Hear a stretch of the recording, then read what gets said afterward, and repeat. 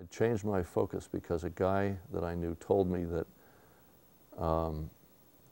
advertising was the bolt hole for ne'er-do-wells. That's exactly what he told me. And you know, that seemed logical to me, it seemed reasonable to me, knowing what I knew about advertising. So I went and started to try and get a job as a copywriter.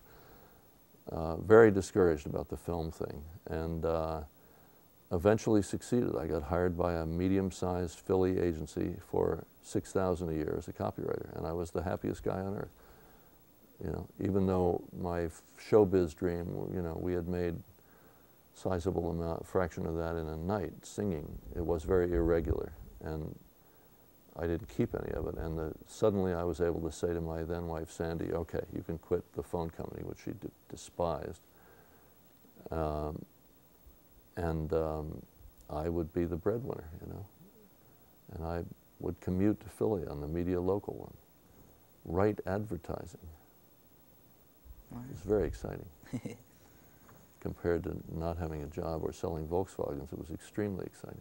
Starting in the early 70s, around 70, a good friend of mine was Ann Wynn, who's a very extremely smart woman now, and who was a fellow copywriter.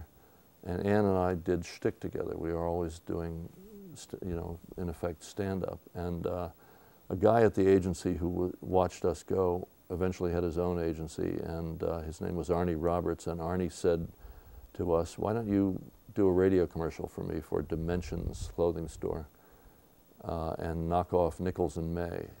As you may know, Nichols and May did, you know, ad-lib nightclub act, which was very kind of bright and very New York and very edgy, and they also did commercials, all ad-libbed. So Ann and I went into a studio and dreamed up who we might be, and did a commercial for this place Dimensions, and it was pretty good.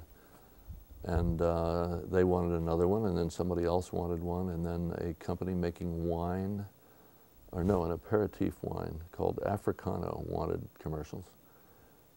And Ann and I did some funny stuff for them, but the problem is if you're sitting in a studio trying to ad-lib, there across the glass is an engineer. And you know, the engineer, even if he's, you know, wants to be helpful, can't barely stay awake when somebody's trying to ad-lib for hours, because you try and fail all the time. So it was very bad for our morale to see the engineers nodding off, you know, or to see the glazed look on the clients' faces. So by that time, I had left the agency. I had started a film company.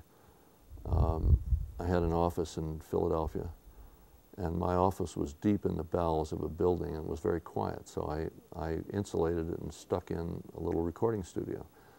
And so Ann and I were able to do these ad-lib ads there, and they kind of took off. In the 70s, up till 75, we started getting hot. We did banks and regional things, and then we did Kodak's network radio. Some really fun stuff.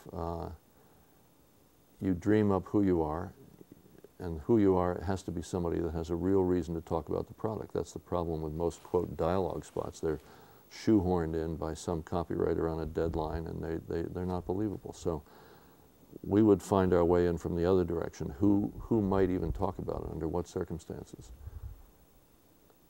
And then we would go at it over and over again, and if I said something to make her laugh, I'd make a note of where that was, and eventually we would edit them together on tape, because we weren't good enough actors to laugh convincingly every time all the way to take 60, but the first time I made her laugh, or she made me laugh, it was great. So we sort of invented a way of doing ad-lib radio, and I turned myself into a good you know, tape editor, so I could edit convincingly these things.